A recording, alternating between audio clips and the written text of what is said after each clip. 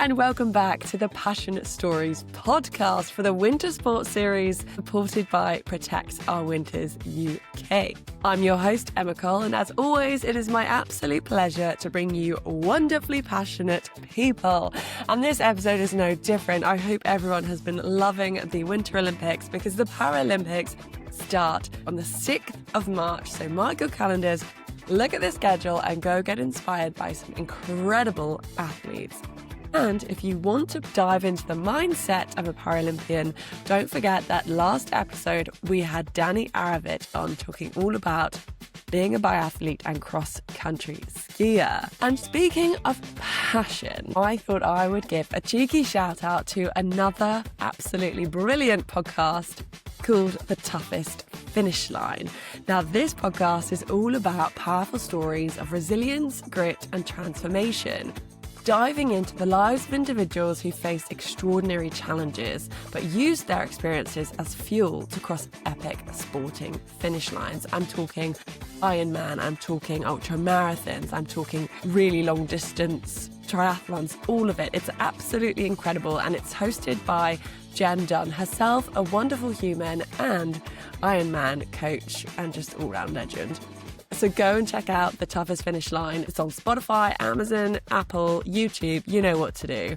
It's all there. And now let's get on to this week's guest, because I'm absolutely thrilled to be joined by Katie Ormerod. Katie is an absolute legend in the snow sports and snowboarding world. At 15, she became the youngest girl to land a double flip on a snowboard. And then at 16, she's landing the first ever female backside double cork 1080, a seriously complex trick. Then she's third place at the Big Air World Cup in Pyeongchang. In 2017, she's winning the Big Air World Cup in Moscow. I mean, I could go on. There's a lot. But most importantly, in March 2020, after coming back from a horrific injury, she became the first British woman and first British snowboarder to win an overall World Cup title in slopestyle, earning the prestigious Crystal Globe. Epic. And this year, she was part of the TNT Sports commentary team for the snowboarding events.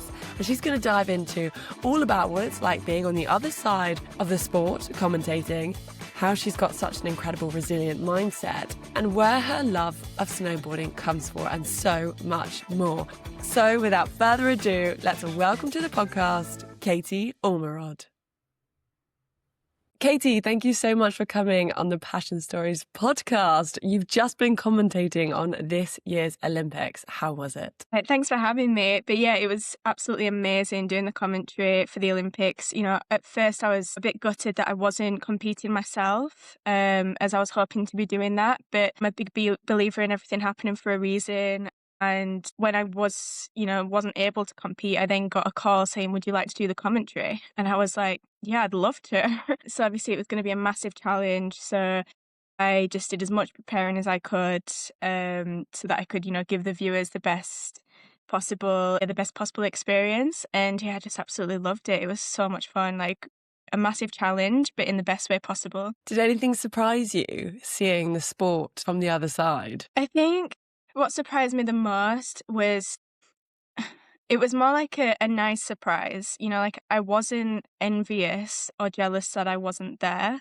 Yeah, I loved having the new challenge, being a part of the Olympics, but from a different side and seeing it from a different perspective.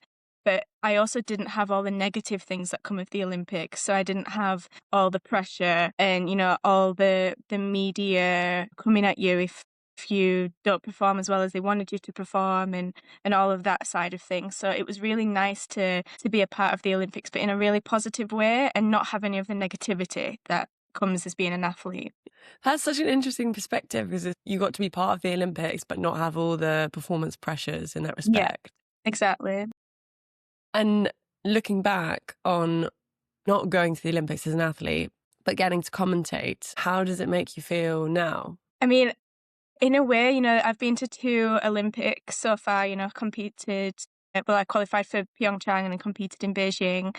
And then this was going to be my 3rd Olympic cycle. And it still feels like it was a 3rd Olympics for me, but just in a different way. And in a way, it was almost my most fun Olympics, because Pyeongchang, I broke my heel, so that was just like trauma. Beijing was a COVID Olympics, so as nice as it was to, fulfill my dream of becoming an Olympian, representing my country on the biggest sporting stage, it was so stressful, doing that in COVID times that it wasn't really fun. So being able to do this and doing the commentary and really enjoy it and, be like fully present and being able to, talk about snowboarding and give my insight as a professional athlete whilst doing the commentary, I found that really rewarding and I loved it. I love that. And how do you think this commentary experience, as you go back into snowboarding competitions, what are you going to take with you? I think the biggest thing I'll take is knowing that I can do anything I put my mind to, because obviously this was quite a last minute thing, doing the commentary, and it's the Olympics. So it did come with some pressure, not the competition pressure, but the pressure of not wanting to mess up when you're like live to the world. And also you're having to talk non-stop for hours and be fully on it. You don't want to call any tricks wrong. So I did have to be kind of perfect and learn to, I guess, learn new skills as I was going. And I'm a bit of a perfectionist, so you put hours and hours into the prep. You probably did more prep for this than I did for my GCSEs. So I guess I'll take all that with me when I go back into competitions, and just knowing that like I did get put like kind of thrown in at the deep end doing the Olympic commentary, but I did it well and I'm really proud of myself for that. So now I know going back into competitions, if there's a course that's a bit different, a bit scary, or I'm doubting myself for whatever reason, I'll just remind myself, no, I can do anything. I just need to focus and lock in and I've got it. Yeah, completely. You've explained like all the complicated snowboarding tricks to the whole world, as you said. And I mean, going back to, snowboarding and the reason why you snowboard, what made you fall in love with it in the first place? So I started because my mum and dad were both keen snowboarders and we wanted to go on a family holiday to the mountains, and I was like 3 at the time, so I was skiing. And we started going to our local dry slope, which was 5 minutes away from us, to like practice. And I just loved it. And because obviously I was only 3, I didn't really know any different. And I didn't know that dry slope wasn't the mountains. Because my mum and dad were both snowboarding. My cousins, they were also snowboarding. So I was a bit left out being the only skier. So it was just natural that I wanted to snowboard. And back then it was very unusual for small kids to be snowboarding. So they actually didn't make the tiny little snowboards back then that you do get today. So I had to wait until I was 5, and my parents had to sign waivers to say that, I was allowed to snowboard, and you didn't have to do that for skiing. Like, it was very different. So I had to wait till I was 5 to learn, but I was so keen to try that, as soon as I stepped on a snowboard, I was just so excited and I loved it. And I never looked back until like last year, actually, when I started to ski again for fun. Fair.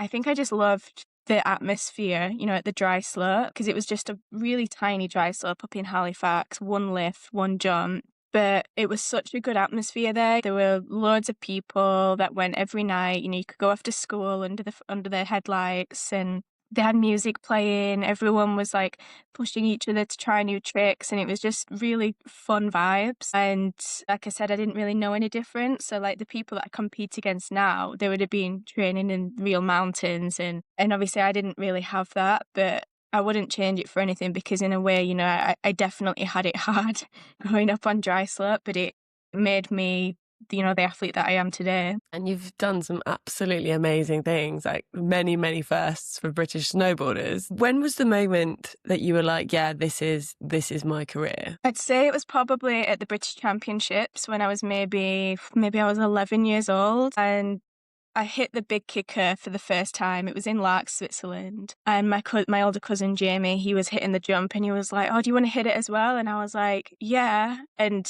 I'd been watching all the older girls at the international competitions hitting these pro-sized jumps, thinking, wow, like maybe one day I could do that. And then I remember this one day, it just clicked in my head and I was like, I'm ready now.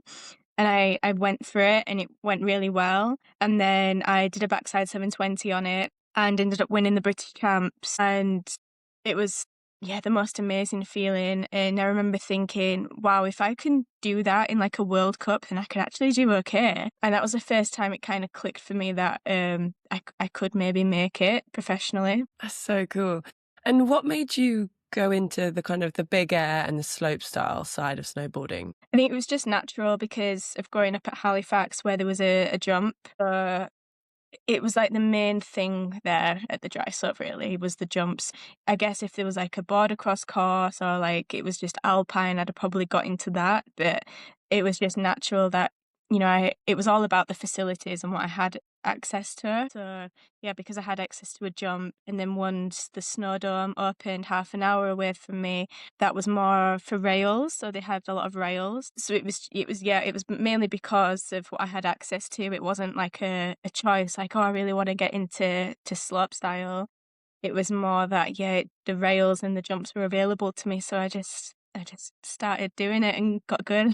Some of the jumps and the tricks that you do are just mental. They look so cool. And obviously, most recently, we've been seeing people doing them at the Olympics. Do you get nervous when you're dropping in? Like, what do you do just before you jump? So yeah, I definitely get nervous, especially when I'm competing. Not so much anymore when I'm training because it's just normal life for me now. But yeah, competitions, I do get ridiculously nervous, but I've learned to deal with that in like a positive way and realize that, if I'm nervous, I'm probably going to land because that's that's usually what happens now. Like yeah, I'm quite consistent and I just have to trust it and, go with it. As uncomfortable as being horrifically nervous is, I just have to trust the process and go with that. But I always try to, I don't try to stand still. I move around as much as I can. I look out at the scenery, at the mountains, try and really ground myself with the nature around me.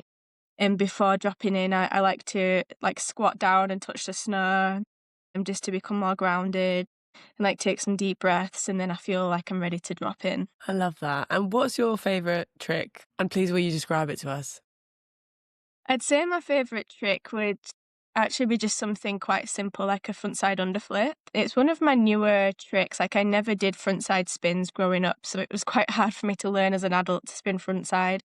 But I spent a season just learning it, like, yeah, putting all my effort into it, doing so many reps, and now it's just really natural. So basically, it's just you take off front side, you basically it's like a backflip with a 180 in it, so you land switch. But I just think it's really fun, like you can really slow it down and you're upside down and you can grab your board and it just feels nice and floaty. And for every sort of new trick or trick that you've ever done, do you always start jumping onto the bag, if that's the correct terminology? No, so I was of that generation where airbags didn't really exist back in the day. So I'm like one of the oldest snowboarders now. So the young ones growing up, they will be learning on airbags. But for me, I had no choice when I was younger but to just try it on snow.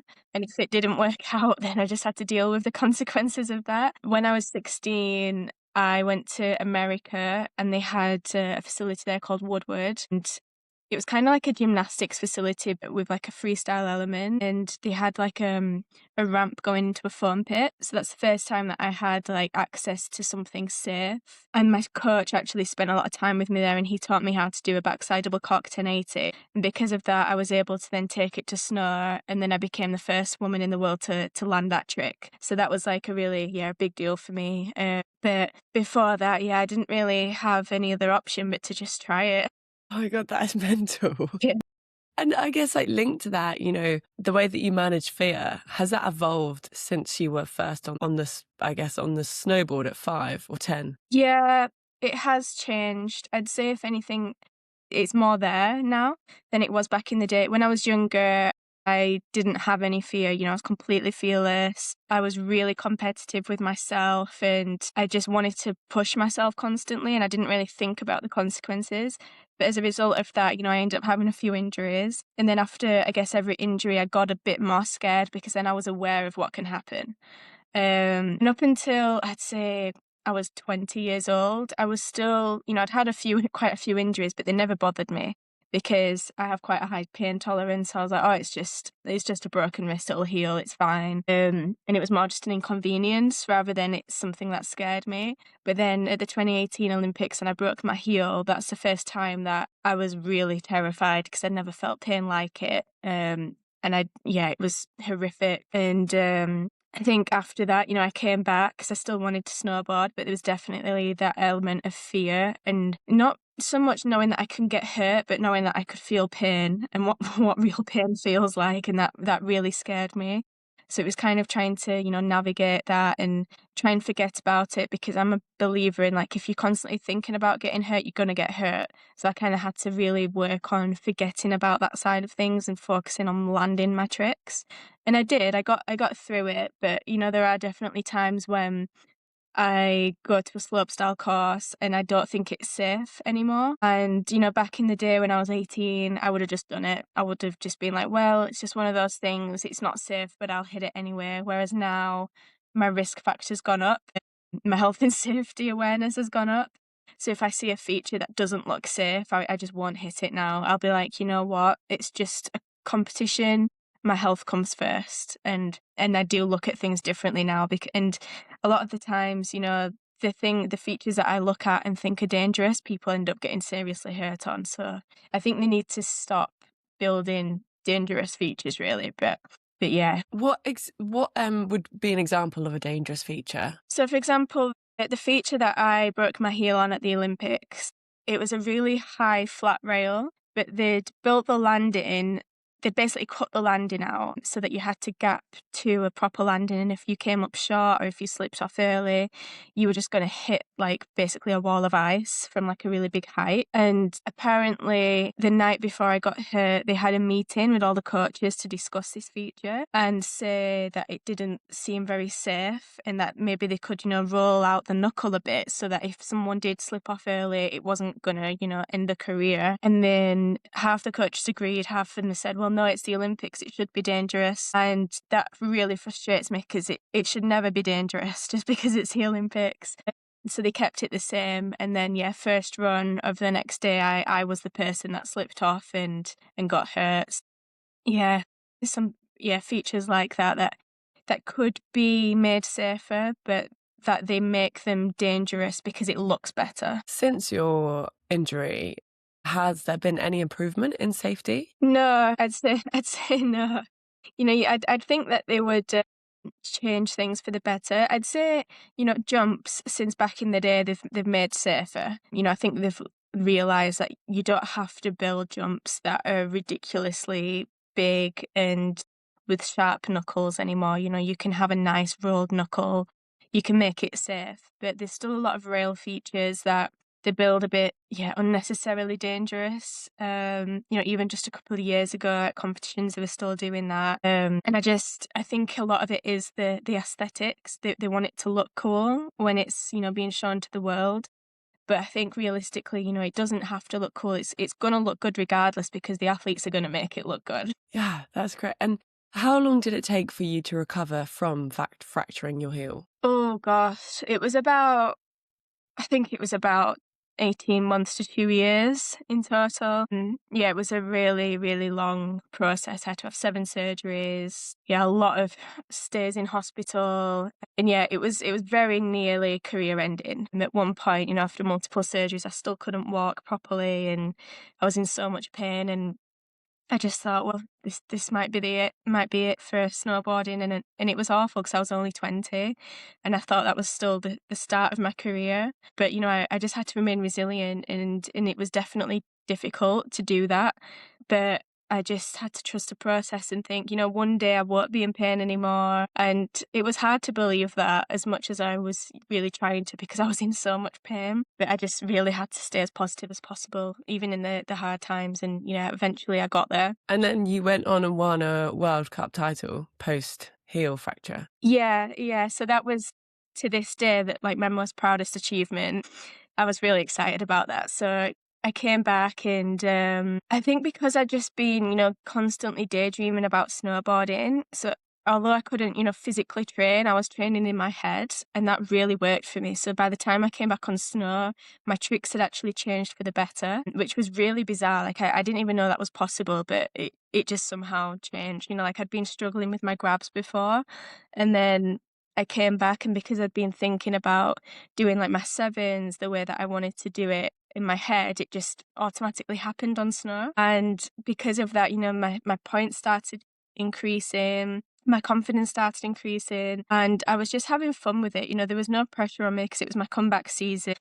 And I realized that, no one's expecting anything from me because, I literally just nearly ended my career like a couple of years ago. Like, this is just, I'm doing it for me because I want to do it for me. And I think because I went into it with that mindset, without putting pressure on myself, it all just fell into place. And I just got on every single slopestyle World Cup podium. And then at the end of the season, I won the Crystal Globe, which was, Britain's first snowboard Crystal Globe. And that was the most amazing feeling. And I was so proud. And I think, that will always be my biggest achievement. It's absolutely incredible. And in terms of a comeback, phenomenal. And so your mindset must be, a very strong mindset. Well, I mean, I have to have a strong mindset in order to do what I do, because if you go into it half-heartedly, that's when things are going to go wrong. And you have to fully commit in snowboarding. And before my injury and then after it, I had to approach it differently and just think, I think because I'd had that experience of nearly like ending my career, and it completely shook my entire world. I couldn't imagine my life without snowboarding because I don't remember life before snowboarding.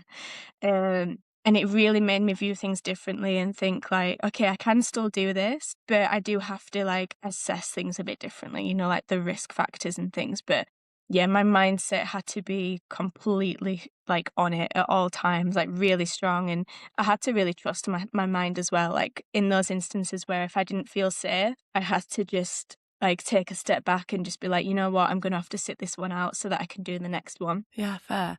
And was it during that injury period that you sort of started thinking about climate change and its impact on snow sports? Definitely, yeah. I'd started doing more research and watching documentaries and things, and I learned so much during that period that it really bothered me a lot. So I became vegetarian because of that. And I never thought I'd become vegetarian. I'm the fussiest eater ever. I always have been. So I thought if I become vegetarian, like I'm just going to starve because I'm not going to be able to eat anything. But I committed to it. And I've been veggie for nearly like 10 years now. And I don't think I'll ever go back. But that was the first step in the process. And then I just learnt more and then became a Protect Our Winters ambassador. And now I'm like a voice for, like snow sports. Like I do talks at the Green Sport Awards and things like that. And I just really like being able to bring awareness to something so important because I feel like it's not spoken about enough, especially around snow sports. And as someone who's been in the mountains from a very young age and has gone to the same places to train every year, I've really seen a difference, especially in the glaciers that we train at. We can't really train there at the certain, times of the year that we used to and things like that. And, even now I've really been noticing like the seasons shifting. February, I mean, the other day, it's mid-February and I was riding in like a jumper, and I shouldn't be riding in a jumper in February. I should be like wrapped up warm. Yeah. But then it seems to be, like you get to springtime and it starts snowing and it's freezing again. So I'm noticing like everything is just changing. So it is becoming something that's really important to me and I'm wanting to talk about and raise awareness about. Someone who loves the outdoors, it's so frustrating that getting to epic places with my gear often means relying on planes or cars because greener public transport options are limited, disconnected, and definitely not designed with adventure in mind. Take bikes on trains, for example. It can be a total nightmare as every operator has different rules, every country has different policies, spaces are limited, and UK train prices, need I say more? That's why the Protect Our Winters UK Clean Miles campaign matters. They're calling for public transport that's affordable, reliable, well-connected, and built for adventure so that we can reach the mountains in a greener, easier way. Sport is one of the biggest drivers of climate change, and we urgently Transport is one of the biggest drivers of climate change, and we urgently need better options. Head to the link in the pod description now to sign the campaign. And do other athletes talk about climate change sort of behind the scenes? Not really, to be honest. Not openly, at least. I mean, we have a few conversations which are natural, when it is February and we're all absolutely roasting and wearing jumpers and we're like, oh, this is a bit scary. But that's the only thing that really gets spoken about. I think, that's why I'm wanting to be one of the people to, really talk about it openly. Yeah, that's amazing. And what was it like giving that talk at the BBC Green Sport Awards? Oh, it was amazing. Yeah, really empowering. And it just felt good to be able to talk about snow sports and what I do and shed light on that in a way that will grab people's attention and be like, this is what we do. You can also, if you're wanting to go on holiday, because obviously I know people are not professional skiers and snowboarders. I just tried to make it as relatable as possible by saying, like, if you enjoy your ski and snowboard holidays, this might actually not be possible in 20 years' time, to be snowboarding on real snow. And it does make people kind of like question it and think, oh yeah, that's a bit scary, and it is actually kind of possible that that's going to happen. So yeah, I really enjoyed being able to talk at the Green Sport Awards and raise awareness. And what's it been like off the back of the Winter Olympics, obviously ahead of the Paralympics, but was there a conversation, like any conversation during the Winter Olympics? Not that I had any part of, which is, it's a shame. I feel like it does need to be spoken about more. I think there's just so much going on in the world right now that all the conversations that I did see happening were about politics and all that sort of stuff rather than climate change. So I wasn't in the Olympic Village, so I don't know what the conversations were there. So maybe that was going on. But from what I saw, I didn't really see anything to do with climate change. And in snow sports, what are some of the great sustainability initiatives that are happening? So there's like cleanup programs that you can do where you can go and like clean up your mountain, picking up litter and things, because the amount of litter that you find under chairlifts and things, it's disgusting, really. Like how people can just treat nature like that. So that's going on. So it's always worth just like Googling what's going on in your area, or, Protect Our Winters, have a look at what's going on their website, and they'll be able to point you into the right direction, because there are always things happening, like brands collaborating with Protect Our Winters in order to, fund the charity and promote awareness and things like that. And how do you navigate the world of criticism when it comes to climate change? Because it feels like something people love to criticize. The fact of an elite athlete that has to fly to compete, but you're also a massive sustainability advocate. How do you tally those up? Yeah, it is a bit of an awkward one. It made it difficult because when I wanted to start talking about climate change and what I'd learned, I did feel a bit of a hypocrite at first, because I do have to fly and travel all over the world to do what I do. But the way I look at it is, like when I started snowboarding at 5 years old, I did not know about climate change. It took me until about, being 20 years old to really learn about it properly, because it's not talked about enough at schools and things like that. And I think also back then it wasn't spoken about in every, day to day, whereas now there is a big topic on it. And, I think if it was as big of a deal back then, I don't think it would be, how can I say this? I think like the international committees for like ski and snowboard would have changed things for the better, like back then. So for example, like this is something I do talk about, is like right now the World Cups are all over the world, and sometimes it's just ridiculous. They'll have one in China, and then they'll have one back in Europe, and then another one back in China, and then another one back in Europe. So you're literally just going back and forth, like week after week. And it's like, if they just plan the seasons better, then you could say, okay, we want to do 2 World Cups in China, so we'll do those back to back. And then we can fly to Europe, and you can kind of move around the world that way if we do have to travel, instead of just going back and forth and just racking up air miles for the sake of it.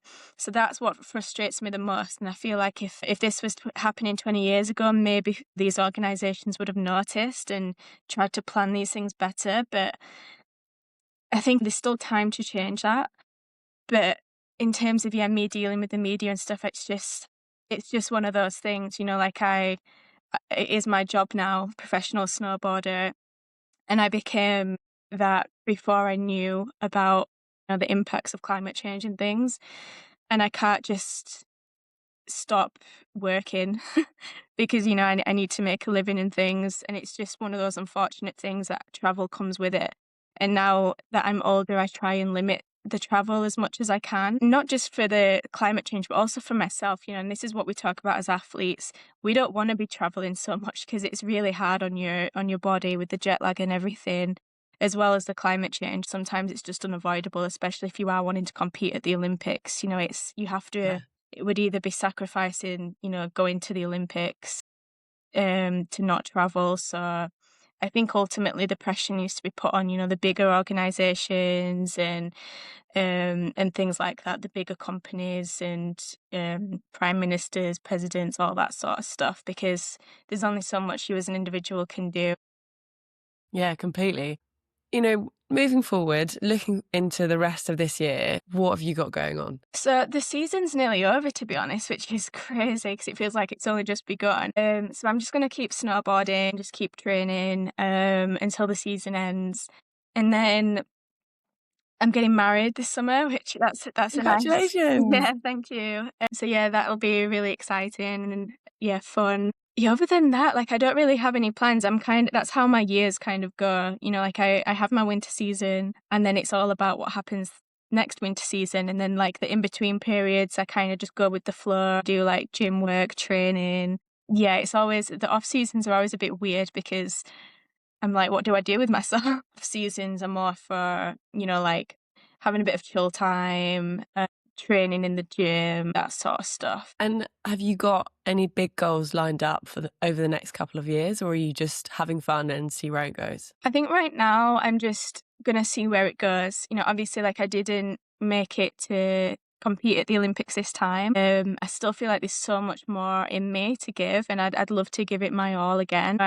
I'm in a really nice position where I can still just train in the mountains and keep getting better and keep progressing. So that's kind of my main goal right now, is to just, focus on that, focus on my snowboarding and see what happens with it. And just finally, looking back through all that you've achieved and all that you've overcome, what is the one piece of advice that you would give your younger self? I'd say not to worry. I've spent so much time worrying, stressing about things that don't need to be stressed about. And yeah, I'd say just have fun and yeah, just go with the flow. Love it. Katie, thank you so much for coming on the Passion Stories podcast. You've been a brilliant guest. No worries. Thank you for having me. Oh my days, Katie, what an incredible athlete, an inspirational athlete. I'm just so inspired, and her passion for snowboarding is just electric. And if you were lucky enough to hear her commentating at the Olympics, you would hear just her expertise, her analysis is top level. And I love the fact that she said she researched and prepared much more for that than she did for any of her GCSEs, which I think is jokes, and I'm here for it. And, just thinking about what she achieved at such a young age, and then looking at potentially her snowboarding career being over at just the age of 20, you think, wow, that must have been an incredibly difficult time. And then she's come back from it, and she still loves snowboarding. She's won some amazing things, and she's commentating at the Olympics, which is an incredible feat. And I also really loved how actually that injury time, she learned a lot about climate change, and now she wants to do something about it. And she's been at the BBC Green Sport Awards talking about her experience as an athlete. And so, yeah, it just makes you think, doesn't it?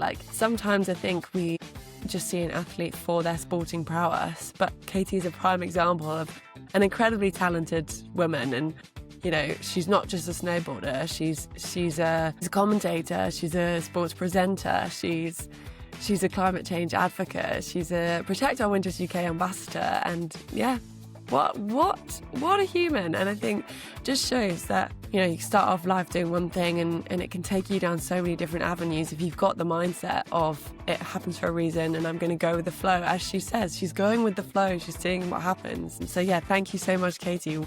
A wonderful episode to end the Winter Sports series on. It's been a brilliant series filled with so much passion from our Olympians, Paralympians, commentators, all-round total legends that we've had on. So a massive thank you to Protect Our Winters UK for supporting this podcast series. Go and check out their Clean Miles petition. It's incredibly important, so I really, really recommend that you sign it if you're based in the UK. And as always, the Passion Stories podcast has got some incredible, exciting things lined up for you. But I also have a little bit of news that we will be taking a 2-episode break. So we'll be back in April, ready to hit the ground running with some incredible athletes. Don't want to give any spoilers away, but I'm just going to place the word endurance in your mind. And I'm just also going to say that it's not just athletes, as passion is about everything. And that's why the Passion Stories exists, is to celebrate that passion.